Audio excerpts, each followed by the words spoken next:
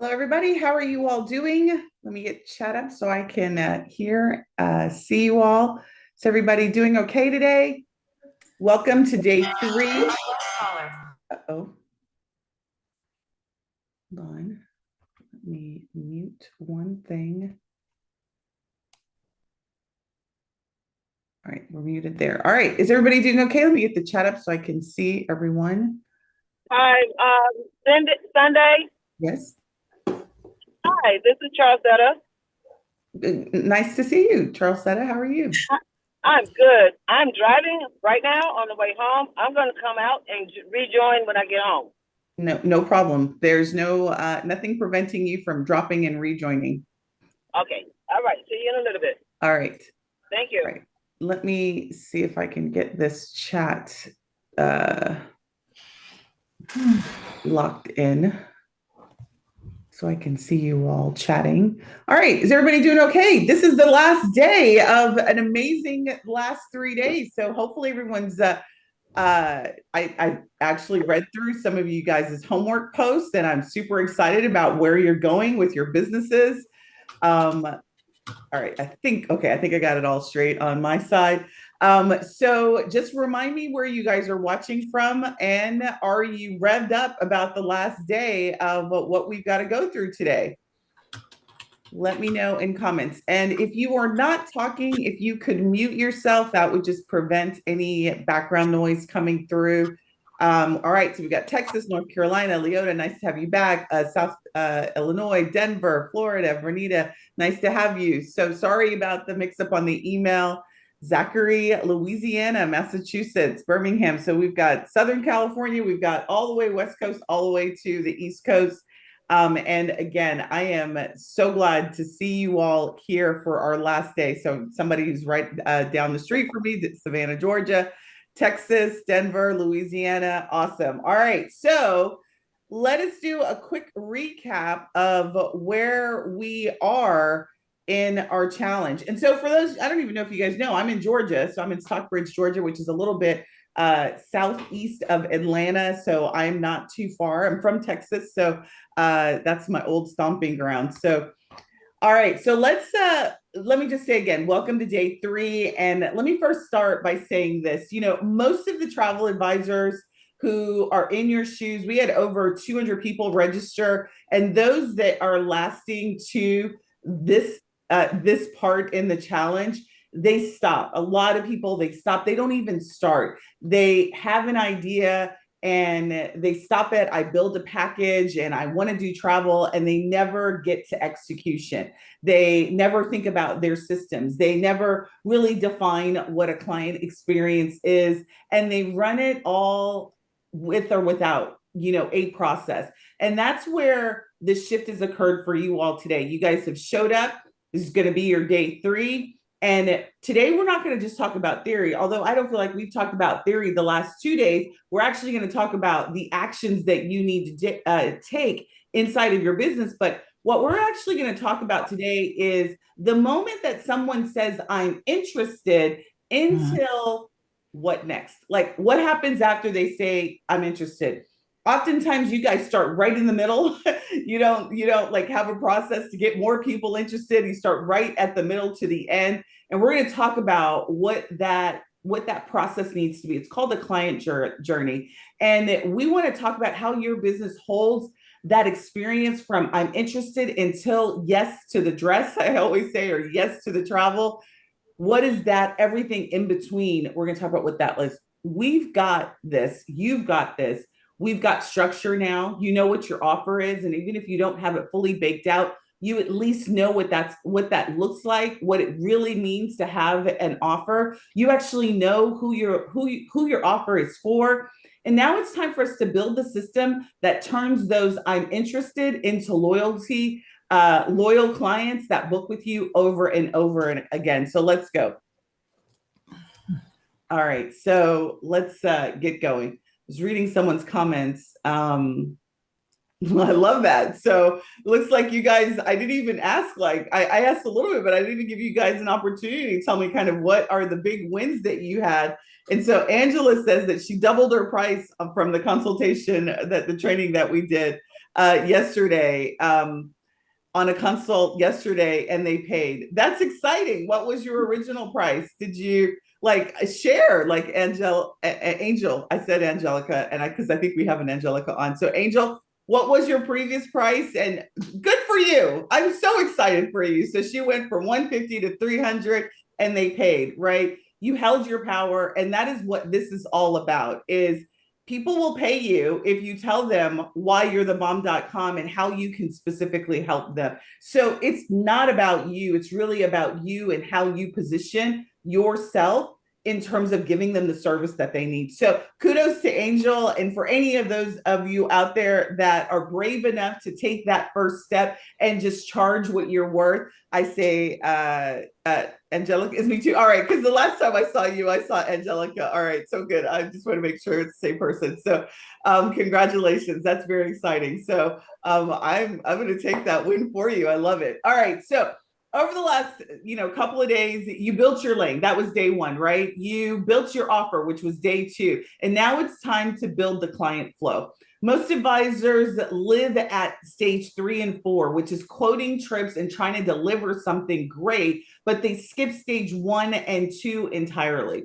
And then they wonder why their calendar isn't empty. If you are focused on fits and your calendar is empty, that means that there's something missing in your client process that gets people in the front door and moves them through the journey. And so we want to address what that is. Your calendar is the window of the success of your business. If you are doing fits, the success of your business is dictated by how many people are booking travel requests with you. If you're doing group trips, it's the number of group trips that you have that people are interested in. And if you don't have anything at that stage 1 and 2, that's going to be problematic for you to really be able to get those quotes, conversions into sales. So let's talk about that. Now, what I will tell you is, you guys, I revealed, and if you didn't catch the reveal, I'm going to say it again. You guys love stage 3 and 4. You love designing trips. You love the idea of putting together the trip packaging and all the work that goes into that. And you like to deliver this sort of bowed up package that says, here you go. I know you're going to have an amazing time, right? But there's this stuff that we need to do beforehand. And you've got to do all of them well to have a successful business. Now, when I say all of them well, I don't mean that you need to become an expert, but you absolutely need to have a strategy when it comes to what your client flow looks like. And so that's what we're going to work on today. Today, we're going to map out your client journey through these 5 critical steps. The first one is attraction. Second one is quality. Third one is convert. Fourth is deliver, and the 5th is re-engage. We're not going to make this, we're not doing this to make it look pretty. So it's not that you have to have we are I dotters and T crossers in our industry. Sorry, I didn't put my phone on disturb. And we're in this industry, we are very meticulous about what we do. So today is not trying to get everything perfect. What I really want you to do is we're talking about premium, right? So we defined premium yesterday. If you want to charge premium pricing and get consistent bookings, it's impossible to do that without systems. If you don't define how people move through your business, you're going to stay stuck reacting to whatever walks in the door. And I want to ask you, how many of you want to be just taking business based on whoever calls you, that you have been strategic about the type of people that you attract in your business? How many of you all want that to change? You want to be very specific and attract your who consistently. Because it's one thing to define the who, but when you want those who's to be reaching out to you and showing up in your inbox, showing up in your messenger, showing up in your groups, connecting with you in social media, if that's where you want to be, liking your stuff, right? That is what we want. And that is done on purpose. That's not done by accident. So if you don't, and what I want to stress is that it's not an accident that you're here today, right? I called you here, right? And that's exactly what you've got to do for your people, right? Whoever your ideal client is, you're going to have to call them here. You're going to have to make yourself known to them. Many of the faces that are here, I didn't know you. I didn't know you. Some of you are a part of my community. A lot of you are new to me. And because I put myself out there is the way that I'm discovered. And you will all have to do the same thing. So let's talk about what that looks like. All right. So most, as I mentioned, most advisors are stuck in stage 3, which is quoting trips, right? You are looking to react to the people that say, hey, I'm interested in going on a trip. Give me a quote, right? That's what you're waiting for. How many of you guys are waiting for quotes to come in? Like you're waiting for someone to pick up the phone or slide in your inbox or reach out to you. How many of you are waiting for that phone to ring, so to speak? And that's sort of old school because most people don't even have a phone, right? Are you actively doing anything to get in front of people and the kinds of, and so I know that it's only 2 days in and you're probably like, I just figured out who my people are. But even before that, did you have a process by which you get in front of your people? And so Cindy says Facebook, right? And so do you have an active, do you have a process to even get the people that you want to connect to connected to you on Facebook, right? Because a lot of people start with Facebook. They're like, yes, I've got Facebook and I am on my Facebook page all of the time. And what I'm waiting for is I am posting about Jamaica. I've got Branch Up and I'm using Branch Up to post all these amazing pictures about whatever Branch Up posts. And every time I talk about Branch Up, people think that I don't like Branch Up. And Branch Up is a free social media posting engine that creates wonderful pictures and posts. You know, and you get to pick what you want and you can post it directly to your Facebook page. And people are like, yes, I am on social media, but you're not probably actively doing something to get the right type of person connected on your social media pages, Instagram, Facebook, TikTok, whatever. You're not actively doing something to get the right people saying yes to you and engaging with you. If you're not doing that, the work that you're doing on social media is really wasted work, and your results are indicative of that, right? So I don't want to be like, you know, you're doing something wrong, but your results, like I am a highly emotional person, but when it comes to decisions, I base it based on data, right? And the data for you all is clear. If your calendar is empty and you replied me in the question I just asked and you're waiting for someone, you're stuck in stage 3, right? I don't even need to have a conversation because the evidence has led me to that. You obsess over delivery. You want to deliver a great package to your clients. You want to deliver that proposal. You want them to say yes, but you're not doing anything to get people to even know that you're there. So that's where you cannot skip stage 1 and stage 2. You've got to have an attraction system in place. You got to understand what attraction is, and you've got to qualify, because just because you attract somebody doesn't mean that everybody is worthy enough of your service or your time, right? So not everybody that comes to you is somebody that you want to work with or should work with just because they said yes to a post or blog or some attraction mechanism that you had. You have to have a stage 2, which is to qualify them. So here's what we're going to do. We're going to break each one of these down, and then I'm going to work with you guys to help you define those gaps in your business. All right. So let's define what a client journey is and how you guide someone from interest action, right? Yes, I like what you have to say. Yes, that post was interesting. Yes, that that video you did is of interest to me. To be confident into your natural next step, whatever that may be. So for some of you, the next step is submit a travel request. For others of you, the next step is to find out more about the group trips that you are offering. Whatever your next step is, you need to be clear about what that next step is. I would like to know, based on who's on the call today, how many of you all are fit versus a group trip? And when I say group trip, that means you design group trips for sale. You're not just working with group leaders, because I think of group leaders as fit, right? Even though they've got their own group, you work with an individual, you work with the group leader. How many of you are fit? How many of you are groups? So I want to get a feel for like what's going on. So we got a lot of, it looks like we got groups. Group seems to be kind of both. Okay. fit. I want to be group. Okay. So what I will tell you is your client journey for I'm gonna kind of split this just for a second, just so you guys can get some context here. Because oftentimes advisors will tell me, listen, I don't want to do custom fits,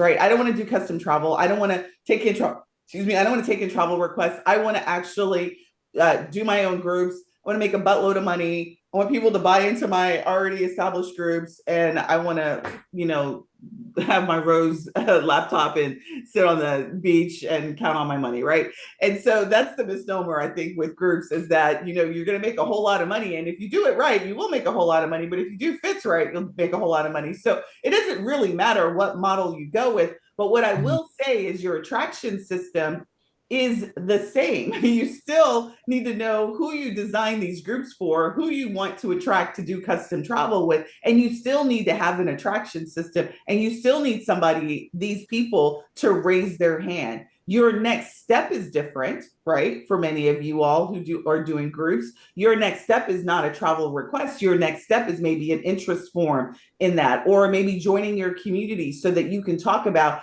all the different trips that you have and how you solve and how you work with your ideal client, whatever that may be. Maybe it's an invitation to a webinar or some sort of whatever that thing may be, right? So it doesn't matter. So I don't want you to think, oh, I'm doing groups and my next step is not a travel request, so this doesn't apply to me. It absolutely still applies to you. You still need to have an attraction mechanism to get people to say yes to you. Yes, I'm interested and I want to know you, advisor. I want to see how you can help me. You need to provide something that gets people to say yes to you and say, I would like to know more about what you have to say and what you have to offer. Okay.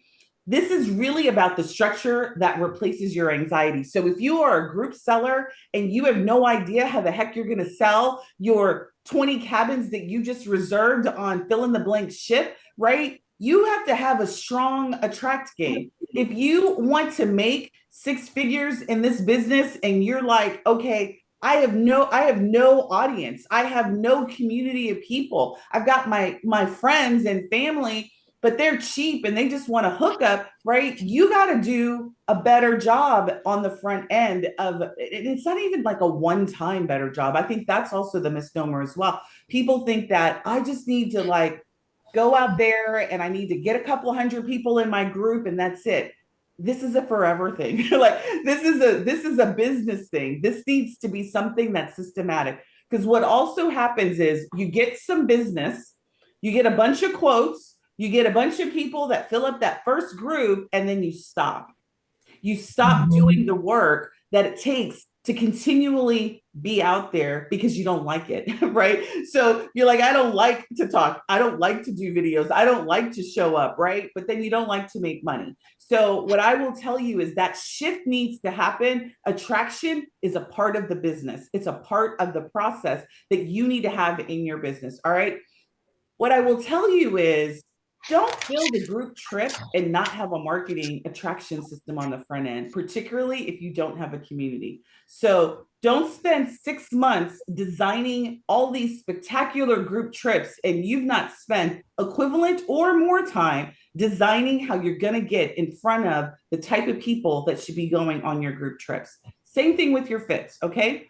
What I want to tell you is that you all are CEOs, right? You may not think of yourself as a CEO, but you are. You've got this little empire, right? Little or big, depending on where you are in your business, and you are the leader of that. And so the leader makes these kinds of decisions. Doesn't mean that the leader does everything, but the leader needs to make these decisions in terms of what you need to do. So you need to lead instead of someone scrambling who's trying to figure out after the fact of doing the things that you like. Leaders do a lot of things that they don't like, right? In order to get to the goal. And so this is where brand trust lives, is in the attraction and the relationship building that you need to be doing. So I say, this is a little bit off script for me, but I say that there's really two ways that you can attract. You can go out there and you can shake hands and kiss babies with as many people physically that you can, or you can do it digitally.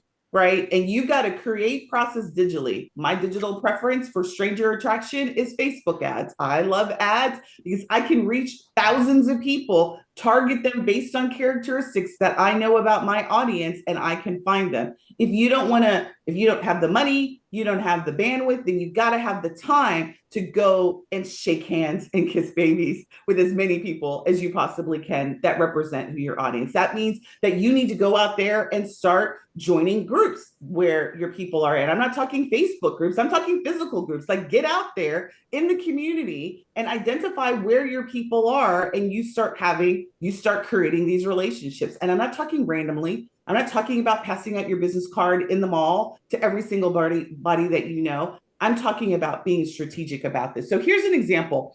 A premium client who pays $5,000 for a birthday trip. So let's say they want, whatever this trip is, and it's just their birthday, right? It's not even a group trip. They're going to expect an experience, right? Their budget, it's a birthday, maybe it's a milestone birthday. They're not looking, they don't really care about what you're going to do to get them there. They just want to have an amazing time, right? They don't care about all the other stuff. But in order for them to pull the trigger, they've got to have some confidence in your ability. And so what happens to them after they pay? Like, nobody, and I said this on day one, strangers don't spend multiple thousands of dollars with strangers that they don't know. That's just not how it works. That's not how the money spent. That's not how buying psychology works. Think of yourself, right? If you didn't know the person, didn't feel comfortable with the person, and somebody says, I can book your trip, right? And for us older people who know who William Shatner is, right? They would trust William Shatner on Priceline.com before they would trust you because they know him, right? They're familiar with him. But you're coming out of the woodwork talking about some $7,000, $10,000 trip, and they don't know you from Adam. You have no street creds. You don't have anything that represents who you are. You don't even tell them what's going to happen after you take their money, right? So that is what the journey does. It makes your prospective client feel comfortable about what all is going to happen when they start to work with you. What happens after you talk to them? When do they receive the details? Are they waiting until like the night before they go on trip to get their itinerary? Do they know anything about the process? And if you're keeping that all at the, under the cover, hoping that they will know, they're not going to know. Your brand needs to exude all of that, like everywhere, like in the way that you present yourself, in the content that you create, and I'm gonna divert just a little bit, right? Because I am on a lot of different travel advisors feeds, right? A lot of different travel advisor clients. And, I remember when TikTok became a really big thing. And so people were like, I need to do like all these TikTok videos, and they need to be fun and comical, and there's got to be music and all that. I'm going to tell you that's not required. Like, you'll get a lot of people that like and engage with you, but they're probably not the client that you want, so to speak. So when I talk about it needs to be everywhere, I'm talking about in the video content that you create. Pretty pictures don't sell. Pretty pictures inspire people to go to places, but they don't inspire them to use you to get them there, right? Your process inspires people.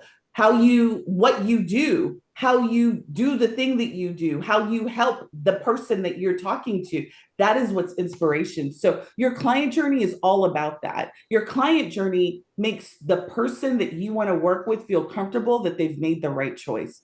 So if you can't answer these simple questions, I'm going to tell you what these questions are. What happens after they pay?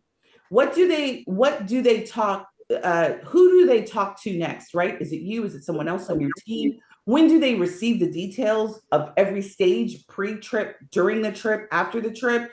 How are you as the advisor protecting their money, their investment, their time, and making sure that the experience is the .com, is the not the .com, but the it's so funny, .com is the bomb.com, right? If you can't answer those questions out loud, you don't really have a client journey defined. You have a reaction loop. If you're trying to figure that out every time you get a client, you're reacting. You don't really have something. And that means that your content probably doesn't identify that. So today that's going to end. So let's talk about what you really need to do.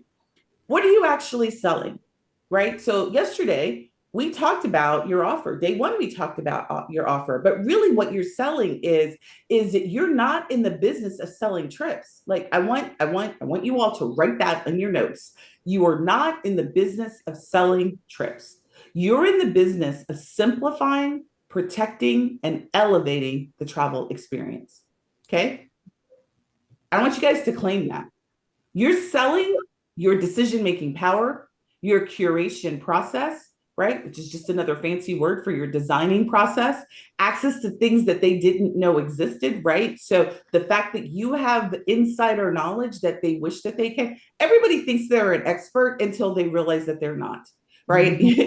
You all, what the things that you love to tell people about all the supplier training that you give, that's the insider knowledge that most people can't, that they don't have, right? So the the 50 certificates that you've got from one cruise line just so that you could learn all about that cruise line and what they do, that's the insider knowledge. The fact that you know, and I tell this story because it's really one of my favorite stories, right?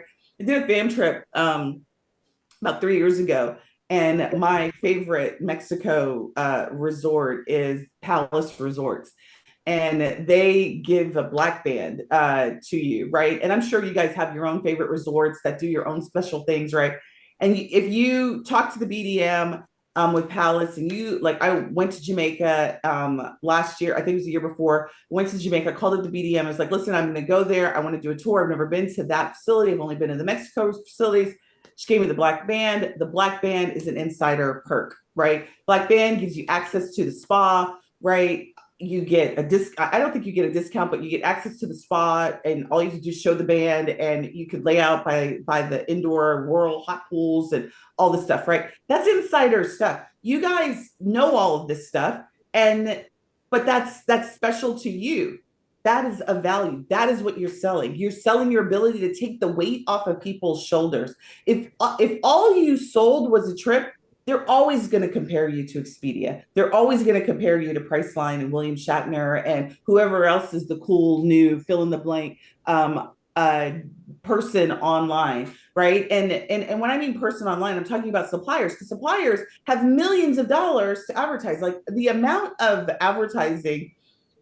You go on a website, like, have you ever done this? You go on a website and you immediately in your newsfeed start getting all of the sponsored ads in Facebook right now. Like it shows up on all my different, app channels, right? On Netflix, on this, like, and everybody's got ads in it, right? And so they've got the money to also advertise to your people. So you've got to not be selling the same thing that the suppliers, they're selling their products, but you're not selling your service. And that's the difference that you need to do. So what I want you to do is I want you to think that before, but if you were to sell curation, confidence driven experience, that saves them time, stress, and mistakes that they pay for, right? How many people do you know that you've worked with? I have advisors tell me all the time, I've got like my friend did a group trip, and the friends didn't go with me. They went to somebody else, and something catastrophic happened, and they wanted me to fix it, right? You've got story upon story about how when somebody doesn't utilize your services or doesn't have a person like you in their corner, how things can go all to a hell in a handbasket, right? They thank you, and that would be your clients when you protect them.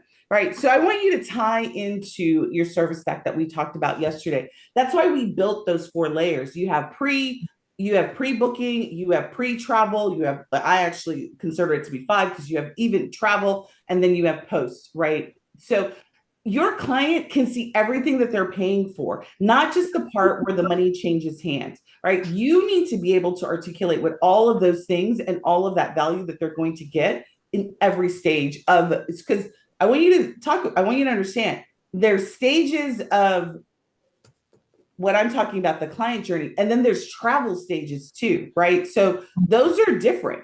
Travel stages are really what we talked about yesterday: pre-booking, booking, on trip, post trip, right?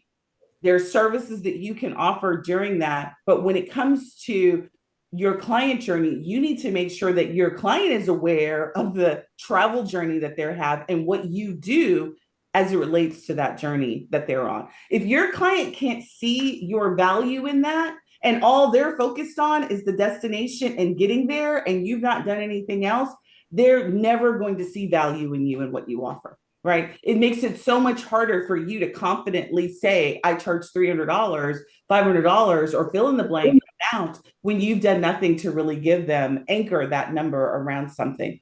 All right. Okay, so we also talked yesterday about what premium offers have in common, or what a premium offer is. And this is what they have in common. If your offer is built to attract high quality clients, which it should be, right? Reduce ghosting and justify your price, it has to have a premium offer associated with it, right? So we didn't really talk about the name of your offer.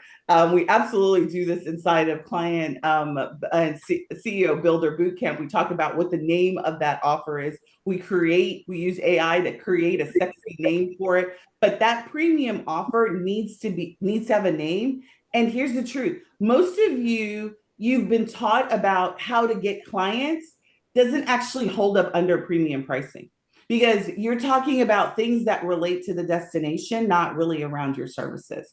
So your premium offer needs to be purpose driven. Your offer must solve something specific. So if you know who your client is, we talked about why they can't get themselves out of town. Your offer needs to handle that. It needs to be a milestone. Maybe they're trying to achieve a milestone. Maybe it's a burnout moment that they're trying to get out from under. Maybe they're craving reconnection. Like when I listened and I read some of y'all's, it sounds so Texan. When I read some of y'all's, your offers this afternoon, I was excited about what you guys are creating. When I read your client definition, I was excited. I think somebody actually, I had this like Eureka when she did her day 2 homework assignment. And I think it was Nicole, because she's the one, I think it's Nicole. She's doing special needs, but I thought she was actually delivering special needs, like she was doing travel for special needs. But when I read more about it, she's actually wants to work with the parents for guilt-free travel, because they probably have a lot of guilt associated with wanting to actually reconnect as couples. That gives me goosebumps, because it's such a powerful thing, right? We assume that we assume that our people know how we help them, but you've got to be clear about that. So it has to have a purpose in terms of understanding how you help them. You are not selling 7 days at Cabo, Jamaica, or fill in the destination. You're selling a reason to stop the scroll, hand over the credit card, and feel taken care of, right? That is what you are selling. And so the more that you can position yourself that way, the easier it's going to be for those people to say, I need that. I need you to help me get that. How do I sign up, right? Another thing that premium has in common is premium is priced with intention. So stop guessing. Don't be like, I don't know. I think it's 150. I'm reimbursing you. No, be clear about it, and stop charging nothing for it, right? I want you to stop folding your price in half. I don't want you to divide it by anything. I don't want you to be scared about it. I want you to say what it is. When somebody says that's a lot of money, I want you not to fold. I don't want you to be like, oh, I'll discount that, right? Oh, and I've been guilty of that. When I first started charging, and I remember when I first did my what I thought was a major price point, right? I was like, nobody's going to pay that, like, right? And it was fear, right? It was anxiety. And so when somebody challenged me on it, because I was really not clear about what it was I was offering, I was like, okay, but like, so the minute somebody did a hesitation, instead of shutting up and just let them work it out in their head, I was like, I needed to fill the void. When somebody starts to be quiet, when you say the price, your job is to bite your tongue. Like, don't say a word, do not discount. Stop folding on the price. If you don't believe in your price, no one else will. What also premium has in common is packaged with clarity. So some of you all gave me homework assignment number and you gave me a lot of bulleted points that look really great on sales page. I know that AI helped you because I know how AI works, right? And so they represented all these great things that you do, but it wasn't packaged, right? The offer was not packaged into here is the offer, right? Fill in the blank. This is the service, right? I'm going to give you the honeymoon package, right? Design package service, right? I'm not being very eloquent in my off the cuff design names, but whatever your offer is, and so again, I want to be specific because offer, you all immediately go to trip. And I'm not talking about the trip. I'm talking about what is the offer that you are going to create that's going to get somebody to say yes to a trip, right? So once you define that, what does that look like? What is included in that? So we talked all yesterday about the characteristics of what needs to be included in that offer. The offer cannot be vague. It can't be like take all the stress away from you and that's all that you do, right? It needs to have some substance to it. It can't be filled with a bunch of industry jargon. And frankly, in 2025, it can't be filled full of AI jargon either, right? Or it can't be too complicated. AI is super vague, super vague, and it uses a lot of fancy words. Oftentimes, transformational is the key word that I absolutely hate now. Transformational journeys, right? So when travel, I always know when a travel advisor is using AI, right? And I'm not trying to make fun or make light because I know that for some of you all, the fact that you're using AI is a huge, huge, huge effort. But there is a way to get AI to speak the way that your clients speak the way that you speak. And that's one of the things we also do inside of CEO Builder as well, is I am a prompt engineer. So I've created some amazing prompts to help you all pull out of the system what you want it to say so that your packages are super clear to your client. You want your person to read this and be like, this is me. This is totally me. Somebody, I got to figure out how to mute. Hold on. I'm going to figure it out.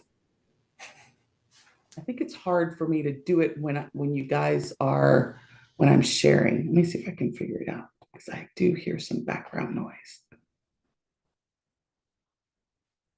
Did everybody mute themselves? Because it went away. All right, thank you. I appreciate that. All right, so package with clarity is what is in clarity. So the clearer you are about your client, the clearer that you can talk to them about how you help them, it builds trust. Simplicity sells. It doesn't need to be 16 different layers and all this complex. And I will tell you, if you guys are true entrepreneurs, you've got a new idea every minute, right? If I let you loose with I give you a prompt, you are going to be there for hours thinking about all these different ways to slice and dice it, right? And what I will tell you is simple is sells.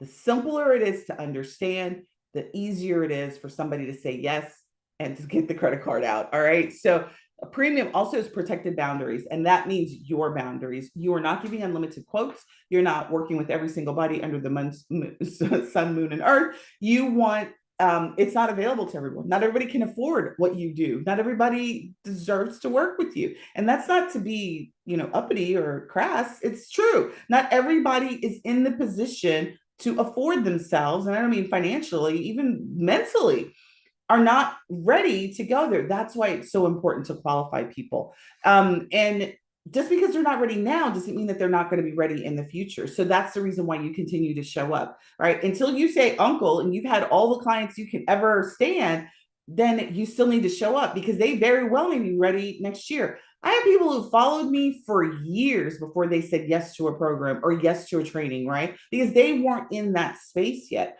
I've grown as a trainer, as a coach, as a advisor. And so where I am, where I was 7 years ago is not where I am today. So you got to just realize if you're in this to win it, show up, be there, because whenever they are ready, don't change. What I guess I'm also trying to say is don't change your boundaries. Don't change your focus to meet people where they are at. Let them meet you where you are at. Okay. So if you have a vision for your business, you have boundaries. I'm going to use a really good boundary. If you have hours, many of you guys, ladies, are working two jobs, and so you feel like you need to be available more because you've got a 9 to 5. So you make yourself available, all hours of the night, open ended. You don't establish a time boundary because you feel guilty about the fact that you're not available 9 to 5. But frankly, your clients aren't either, because they have a job and they probably aren't going to call you during that time anyway. So it's not that you're not available during the day. You still need to establish boundaries, because people will take advantage of whatever you don't establish. So don't make yourself available 24/7, particularly with AI. You should have a chatbot on your site that has FAQs so that they can answer that. There's so many ways for you to still deliver premium service without crossing boundaries of your time, of your effort, to make yourself, because people will utilize you if you do not establish that. So Angel, you asked for an example of an offer. We went over that yesterday, all sorts of examples of an offer, but a good example of an offer would be a design offer. I just worked with a client last month, and she does multi-generational travel. And so her service is she designs trips for the matriarch. Her client is mothers or grandmothers who are planning group trips for the family. And the service is, I don't even remember all the details of the service, but the service was not just the design, but she also worked, like part of her, and the amount, as I remember, it was $350 is what the service charge was. I don't remember all the details, but I remember one of them is the big problem that her clients have is getting the family to commit to the trip, right? So getting them to coordinate, commit on a decision. So she has a process by which she like gets them all together, interviews them, and gets commitment at once. And she's created a signature name for that. That design service includes getting that coordination, the commitment on the location, the schedule for dates for when people are going to do that, the whole payment schedule, all of that. That's what the service is. That's the offer. So the trip is the product after that, but the offer is the service. And Angel, does that help? So that is what I want to just make sure that you guys are super clear about, is your boundaries. This is your business. Make sure that you stand in the leadership and the power of the fact that you need to have boundaries. Establish them, even if you're doing this business part-time, because you do not want to set precedent of you being burnt out because you've not set any sort of time boundaries with your people. Do not people please. Do not fall in the people pleasing trap because you're working full time and you're doing this part time and you've got this guilt. You decide who gets access to you. The cheaper you are, the less amount of access they have to you, right? That means it's so like if you really want to be at a discount price point, then you need to have standard itineraries that people can just pick from your site, and that these package, it's less access. So less money, less access, protect your time. All right. That's power. That's leadership. And that's what premium looks like. All right, let's go to the next one. All right. So 4 layers of service. We went over that. I'm not going to spend too much time on this, but we went over pre-booking, which includes your intake process, your planning fees, and the expectations that you set. This is where your positioning lives. This is where you start to set the stage. This is before anybody has spent any money, right? So they maybe have filled out a form. Maybe they've seen a group trip interest page about a group trip and why they would be a good fit for the group trip. And this is where you start to position yourself as the pro. And are you a pro, or are you a free researcher? Like, what are you all? Are you all a pro, or are you a free researcher? Now, you may have been a free researcher before this challenge, but what are you now? Like, what is it that you want to position yourself to your who's? I do feel like Dr. Seuss, like your who's, right? So you guys haven't responded, but I'm going to assume that you all want to be positioned as a pro to your prospective people. Number 2, we went over booking. So booking services, this is where most advisors drop all their energy. This is where you guys go all in and you're doing all of the work, right? This is where you are doing your researching, your quoting, your packaging. And so when I'm talking about packaging, you're talking about the trip package, not your service packaging. But without the other phases, it feels very transactional. And so what you've done is you've not really built a relationship, you've built a transaction. And when you reduce yourself down to a transaction, you become a commodity like Expedia.com. You become a transaction that they can compare against another online booking service provider or what have you. So what I'm saying is the booking can't be the focus. It's the result after you've done the work. Pre-travel, this is where your client starts to feel what it's going to be like to be at destination, or that's the excitement before they actually live. This is where you also send out reminders. You're sending out information about what they're going to get. You're sending out final docs. You're also upselling during this. You're allowing them to understand what the VIP touches that they're going to get prior to them leaving, when they're there, and potentially when they come back. If this feels last minute or forgotten, this is going to kill trust with you. This is really around the delivery before they actually get on site. So there are two things that are going to kill a deal, right? So after they've said yes to the travel and your process before they leave sucks, it's going to kill their trust with you. They'll probably not use you again. If the process while they're there sucks, it's going to kill. But let me tell you, you don't get to control, unfortunately, what happens on site. What you do control is the way that you troubleshoot, right? Because you could do everything under the sun, moon, and earth correctly. You could have all the contacts in the world and stuff just happens, right? That is also why you guys are so valuable, because you're troubleshooters. If something happens during the trip, right? Who do they call? Have you established what that process looks like and what the delivery resolution is, or issue resolution is, if something goes awry while they're out of town? All right. And the number 4 is, this is really the long game. If you've done everything else right, this being able to tap back in into them, making sure that you checked in with them 2 weeks after the trip. Did you thank them for trusting you? Did you invite them back in with the next step offer, right? Is there another offer, another trip? Is there another service that you can do? Do you have a referral strategy? That's how repeat business and referrals get built, right? So having this kind of service mentality that covers every part of the travel journey is how you can ensure that once you get a stranger to say yes, that they always say yes going forward.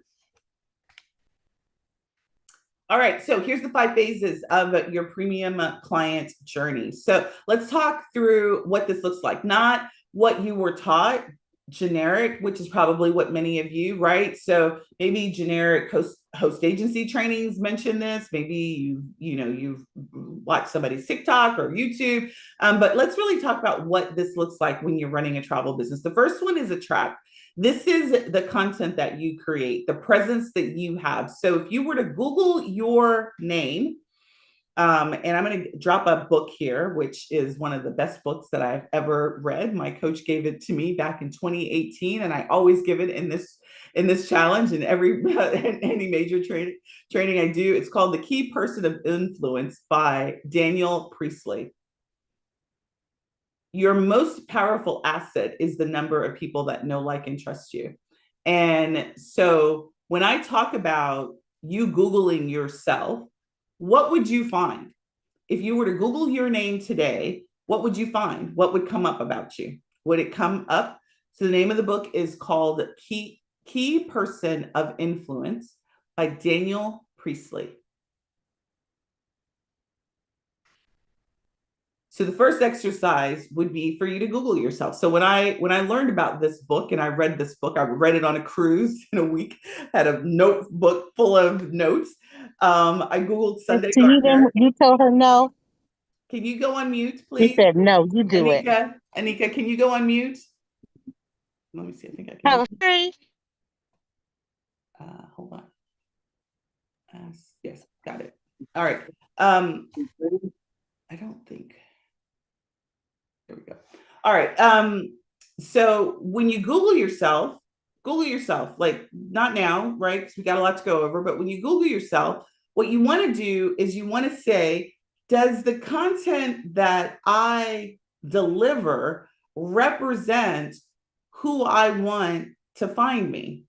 If the answer to that is no, then how will they find you? How will they know? Because you're posting on social media? No, they won't find you there. Social media has most of the social media channels that people are doing has a very short lifespan. So unless you are doing long lifespan posting like YouTube, Pinterest, right? Blogging, the content that you're doing doesn't have a very long lifespan. So attraction is really about the content and the presence that lives out there in the world, either immediately through a quick attraction system like advertising or long term with strategic content like YouTube. If you're not delivering or creating that, then people will have a hard time finding you. They're not going to just show up at your doorstep unless you do something. So that's what attraction is really about. Are you showing up as a guide or a follower? Are people, when you do create content, is it the kind of content that people that are interested in how you help them, that they can raise their hand? Like, I always have my hand up because this is what you want people always doing. Me, this is me. I am that person that you're talking about. I can relate to that thing that you're talking, that you said in a post, or the picture that you did, right? It's not about pretty pictures. It's about the connection that you can get people to say, yes, that's me, and I'm interested. Okay. Premium clients want clarity. They don't want chaos. And they don't want pretty pictures. I just want to keep saying that because this is not about the destination pictures that we post. Don't get me wrong. If you have a community of people that are already your tribe of people, your who's, then you can post pretty pictures inside of that community because they already know you and they already trust you, right? So then they want to know where you're going to take them, right? But for strangers, pretty pictures aren't going to sell you to them. Does that make sense? So number one is all about making sure that you are positioning yourself as the person that can solve their problem so that they can, because what premium clients do, they hire people who speak directly to what they want.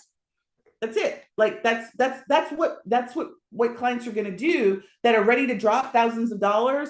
They're going to drop it with somebody who speaks their language, who speaks to whatever is the end result that they want. And again, it's not the trip that they want. The trip is the mechanism to the thing that they want, which is relaxation, restoration, connection, right?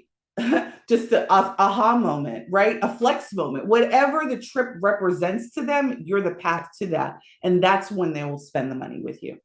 Number two is all about qualifying. So like I said, if you're really good at attracting, you're going to attract all sorts of people. That doesn't mean that they're all going to be able to afford you. Doesn't mean that they're all going to be ready to make the move. And so you have to have a way for you to say no. That's what qualifying is for you to say no. So attraction is for them to say yes.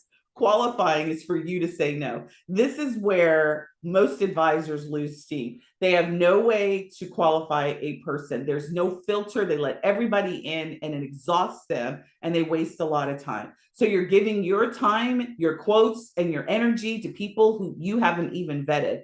So you've got to fix that. You at minimum need to have an intake form if you're doing fits. That should filter. If you're doing group trips, you need to have your sales pages in the group trip need to be able to filter out people. You don't want everybody going on your group trip, particularly if it's one that you curate. And for those of you who may think, well, yeah, I want to max them out. Just have a group trip one time with a bunch of people that suck, like that aren't your jam, and you're like, yeah, I got them. And you'll think to yourself, all money is not good money. I mean, I will tell you, I've been there and I've done that. So you at least need to have some way to filter people out, not just capture them and get them to say yes. You've got to have a way for you to say no, or for them to naturally go away based on the way that you filter. Conversion, number three, that is where the money exchange happens. This is where people pull out the credit card and they say yes to whatever it is that you are offering, and they say yes to the buy. And if you don't have a design fee in place, you're already in a disadvantage from a positioning perspective, because no fee equals no commitment. So that means the one filter that you could have already had by not charging, you're allowing people to waste your time. So immediately you want to put that filter up, and you want it in this day and age to be at a price point that makes you smile, but also will discourage the yahoos. All right. So the people, because don't get me wrong, designing is amazing. And I am the type of person that I'm a project manager. I think I've shared this with you all. And so I don't want to just start a bunch of projects and never finish them, right? So you all don't want to just design a bunch of trips and nobody go on them. So it's not that you just want people to say yes to the service. You actually want them to say yes to the recommendation, to the end result, because that is what feeds your soul. So you need not just the payment to the service, you ultimately want payment for the end product as well. So it's really important that you understand that having a low barrier design fee will potentially get people still to say yes to your service, but that doesn't mean that they're going to take advantage of the trip, right? So that's the reason why. Just get a fee, ladies, like ladies and gents, if we do have any gents. So stop quoting for free. Hopefully everybody walks away from that. Type in the comments if you were quoting, you're doing it for free, that you're going to stop that. So just say yes, me, that you're going to stop giving away your services after this challenge. Commit to me. I want to hear that. Is everybody committed to not giving away their services after this week's challenge? Beautiful. All right, number 4, part of the journey is about delivery. Most of you all, if you're new, you may not be so strong about this, but most of you all don't have a problem with the delivery. This is the actual trip planning, right? And the execution. But this is also about your communication game. So if you're haphazardly communicating, you're inconsistent in your communications, you're piecing together a communication plan after they've booked every single booking, that means you're wasting a lot of time. You need to be standardizing that process. But this communication is also what you communicate before they go on trip, while they're on trip, after trip, the follow-up that you do, the confirmations that you do with your suppliers, the prep them for the departure. Do they feel held, or do they have to follow up with you? Right. There should be no situation that they have to follow up. Like, I am actually the type of person, as a coach and also as a marketer, that people are like, man, Sundey, she communicates a lot. Like, I always want to be that person. And so some people are like, well, that's a lot of noise. Listen, I don't only just communicate, I communicate in multiple channels, because people are different types of learners, right? They're visual, audio, written. And so I make sure that I deliver communication in all types of channels, right? Text message, video, audio, right? Meetings. So some people like to actually meet, right? And I don't do a lot of one-on meetings, but when I do group trips, we have a greet and meet, a virtual greet and meet before we go 30 days, right? Because it doesn't matter how many emails or text messages I say, people are not going to read them all. And that's human, right? People are inundated, right? But people will watch a video. They'll listen to an audio. They'll listen to that on the way. So again, being able to meet people where they are, communication is so important. Do I have to go on the group trips? You don't have to do anything you don't want to. There's certainly a way to create. Angel, was that directed at me? You don't have to go on the group trips. No, you can design a group. You can create group trips that you don't have to go on to.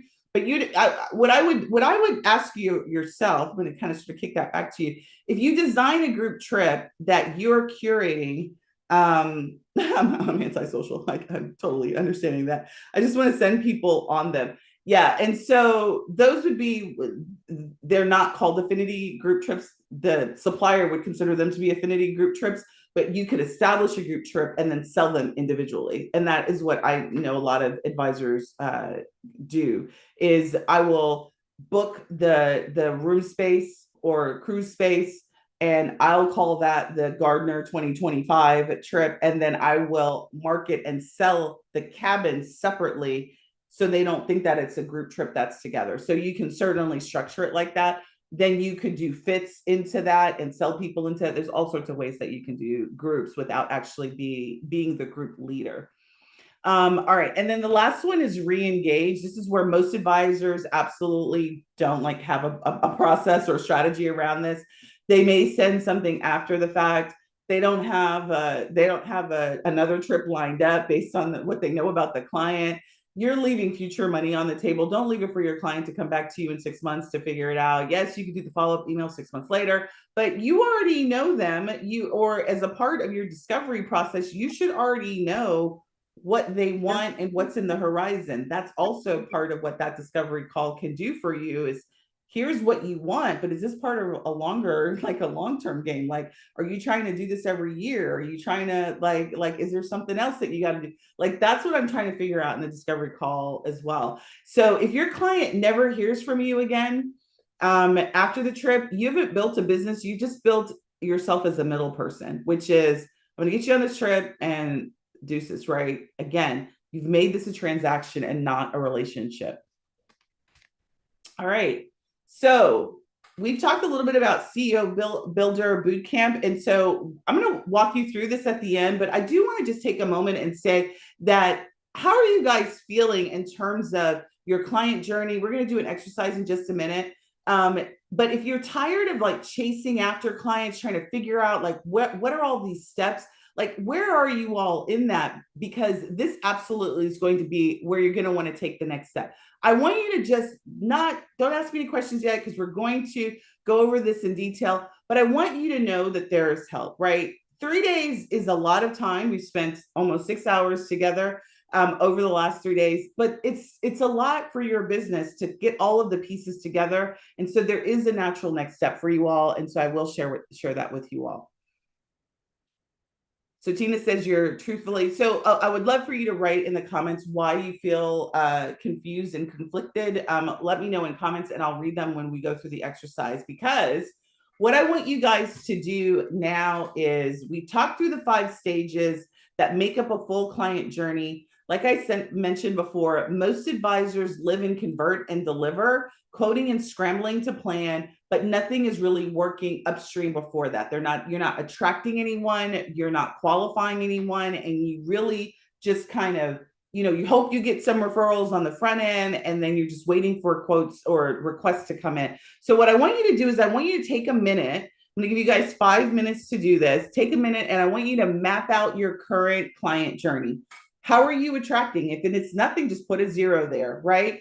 I want you to tell me where your leads coming from. What happens after an inquiry, right? An inquiry to your group trip, if you're doing group trips, or an inquiry to just your building a custom quote. What's the next step? Where do you feel like you have friction or burnout? I want you to be honest about this, because this isn't about you being perfect. This is about you identifying where the gaps in your process are. Okay? And ask, are there any questions about this exercise? No? All right, I'm going to give you guys 5 minutes. Now, if you put 0 on all of this and you're like, thanks, Sundey, I don't really have much to say because I don't have any of this figured out, that's okay. Just put a 0 in the comments, and I'm going to give you some love, because listen, if you don't have it all figured out, then that's a gap. That's a huge gap, right? And so we need to fill those gaps. To have successful travel businesses, you need to fill these gaps. Do you need to fill them all at once? Absolutely not. There is a strategy on which one I would go after first. However, you do need to fill these gaps if you want to have a successful business. So can we agree on that? So if you all, someone, I think Cindy, you wrote you're overwhelmed and you're lost, and that's because you're new. I think Cindy, you told me that you're new in the industry. How many months are you in? You can type it in. I'm not even a month. You're not even a month, so you just literally signed up. No. And I feel like so overwhelmed because they want to just say, well, you got to watch all these videos and this is your training. And I'm like used to training in person. So I'm an older person, I'm 62. And it's, there's a lot of things that are happening that I understand. And I do understand. And so when you start, and for many of you, because some of you all have been in this business for years, right? When day one, and you guys told me how long you've been in business, we've got people who are brand new, and we've got people who are very, been doing this for years. But what I will tell you, Cindy, is it doesn't matter if you've been doing this for years or if you're brand 2 weeks in like you are. Many advisors are in the same spot that we are today, which is they don't have a journey defined. They don't have a traction system. They focus just on waiting for somebody to do quotes. Many advisors are referral based, that all of their business is coming from referrals only.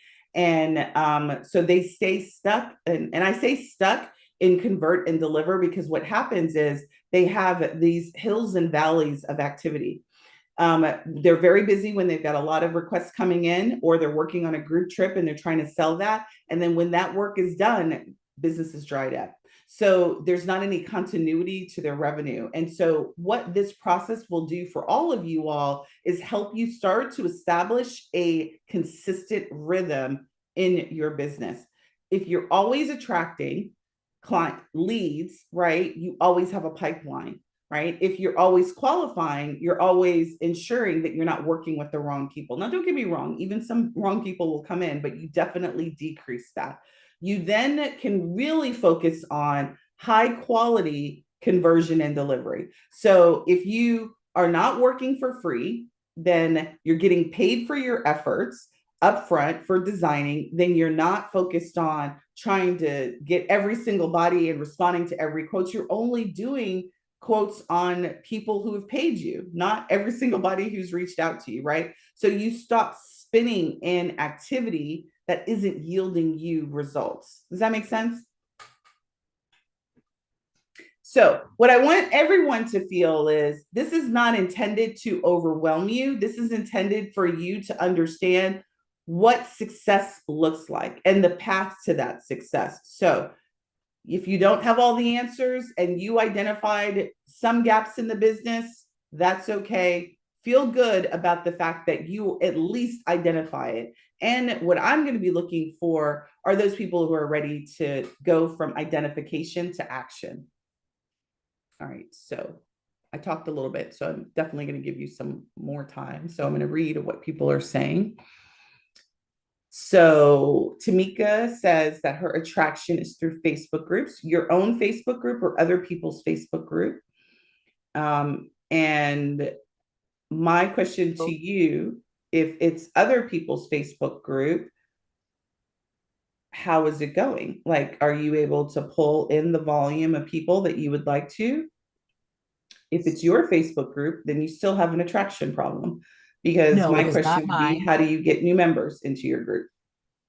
So it's not mine. It's not my Facebook group. I am a part of a travel group. And so where I get stuck, I get in my own head with trying to design and get overwhelmed. So I put out one post and then I'll freeze. It's crazy. So, and then the post that I put out was specifically for empty nesters, it's an interest post. And then to follow up and have the conversations and then ask the interest questions. So And then I Tamika, freeze. is the group full of empty nesters? Do you get to define who's in the group, or are you trying to No, find the people in the group?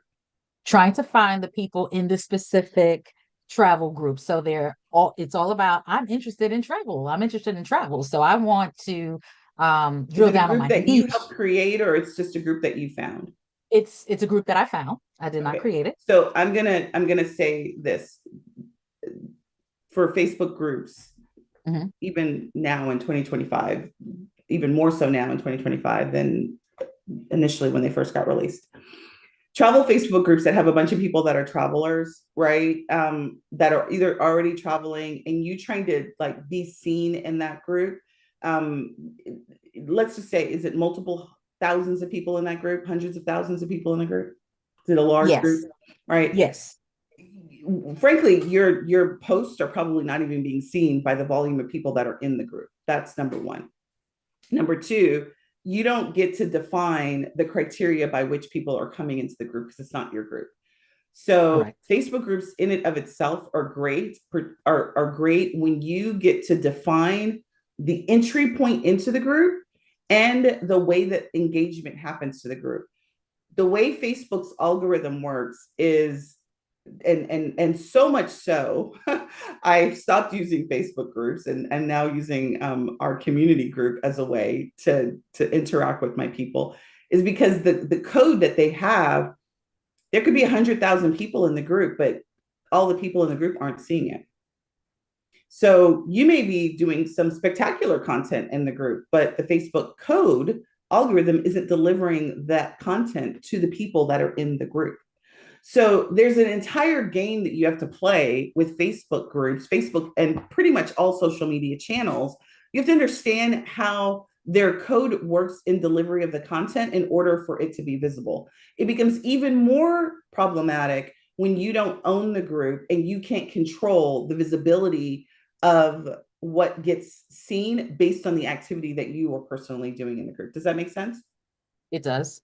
Additionally, if you're not commenting, interacting with other people's posts, friending them, doing some other tricks of the trade, they're not seeing your content. So it doesn't matter how good your content is in a Facebook group. Okay. So that is partly to bust your bubble. But the second thing is that that's still not your asset. If it's not your group, then you're hoping, again, that the owners of the group are doing all that they need to do to get visibility of their content to the members, right? Attraction, I want you to own the asset. I want you to own the strategy and the ability to control visibility of that strategy to the people that you want. Does that make sense? It does. All right. So going back to your next, so you still have an attraction. The fact that you are, and I'm not going to ignore what you said, which is there's still some fear. You start and then you stop, right? But it's my hope that after this week and you identified your client, you know that you want to work with empty nesters, you did the post, we've got to push beyond that fear, because what attraction is about consistency. No matter what platform you pick, ladies, everyone, listen, attraction is about consistency. Messaging that is consistent, different types of messaging that's appealing to different ways that people hear, see, and learn and consume, right? So there's fear. Don't get me wrong. I 1000% understand the fear of showing up and what that means and how you freeze and how you get in your own head. But this is the time for you to make a commitment to yourself that you're going to push beyond that. Okay? Okay. Yes, Do you receive that? I do. Okay. All right. You can do it. Thank You've you. already done one of the hardest things already, is by identifying who you want to work with. Now, once we identify that, then you can start to be empowered to show up for those people and start to be in the places that they are in. I am not trying to tell you that Facebook groups don't work, but they are not as easy as they were 2 years ago, 3 years ago, to show up and utilize them as a way to get new business. Okay. There's a lot of work you have to do to be able to get like reach out work. Like I'm talking about, you are commenting on comments, you are then friending them, befriending them, and then you're trying to have conversations outside of the group. Like there's a lot of work in order to take that person so that they can see you once you've determined that that is an empty nester in the group. Like, because just you posting alone won't do it. Makes sense. But I do appreciate this challenge because it does connect the dots. Good. And it's I'm been glad. very helpful. Awesome. So, all right. Thank you. Next person is, but now taking it serious. All right, Jen, I'm so happy about that. I was confident yesterday, but at this moment, I don't feel like I can attract. And listen, you can. If you know who your people are, that's the hardest problem. Because when I tell you that attract is about content, right, and positioning and visibility, that's what it is. But most people don't know what to say because they don't know who they're saying and they don't know what their problems are. But we identified the hardest thing for you all. And some of you're like, well, I don't have it all together. That's okay, but you've at least understand that once I know that I'm dealing with empty nesters and I want to tell them it's okay for them to leave their family and go on all these bucket list trips that they've always put to aside because they've been focusing on their kids, right?